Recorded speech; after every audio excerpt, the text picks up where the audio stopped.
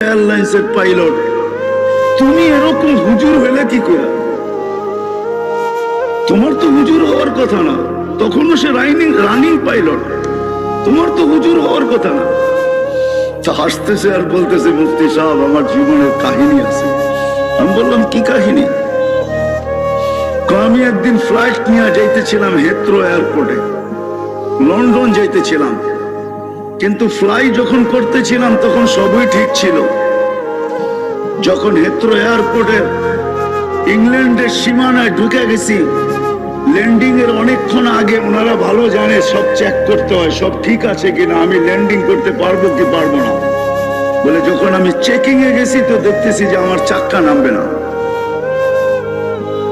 তো আমি টাওয়ারের সাথে যোগাযোগ করছি যে আমার সিস্টেম তো বলে আমার চাক্কা নামবে না, আমি তো বহু দূর থেকে আসছি, 8-9 ঘন্টা ফ্লাই করে আসছি, আমার তো ফুয়েলও নাই, তেল এতটুকু নেই যে আমি আমার জায়গায় ফেরত যাব। হয়তো বিমান ক্রাশ হবে, নাইলে যে সিস্টেমে ল্যান্ডিং ওই সিস্টেম আমাকে ল্যান্ডিং করতে হবে। বলে পুরা হেথ্রো এয়ারপোর্টের ভিতরে ইংল্যান্ডে শোরগোল শুরু হয়ে গেছে যে এই ফ্লাইট নামবে কি করে।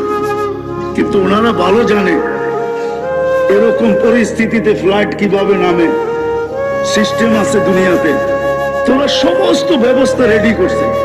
কিন্তু ওই পাইলট বলতেছিল, শুনো, হঠাৎ আমার একটা কথা মনে উঠছে যে আমি একদিন লন্ডনে ডিউসবারি মার্কাজে, ইঞ্জিনিয়ার সব চিনেন, ডিউসবারি মার্কাজে বয়ান শুনতেছিলাম যে আল্লাহ সব পারে, আল্লাহ আল্লাহ আল্লাহ সব পারে।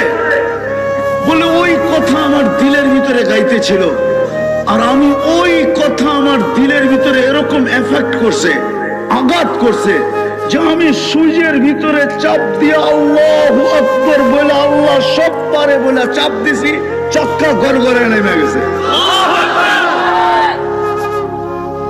আমি ল্যান্ড করছি, চাক্কা নেমে গেছে, আমি ল্যান্ড করছি, সারা এয়ারপোর্ট পরেশান হয়ে গেছে যে তুমি আমাদের সাথে নাটক করছো নাকি? এটা কি নাটক করার বিষয়? তুমি তো চাক্কা দিয়ে ল্যান্ড করলা, আগে বললা তোমার চাক্কা নামবে না কেন? সব ফ্লাইট বন্ধ, সব ফ্লাইটকে অন্য অন্য এয়ারপোর্টে পুরাটাকে খালি করতে হয়। ইঞ্জিনিয়াররা আসছে, আমি বলছি যে তুমি চেক করে দেখো।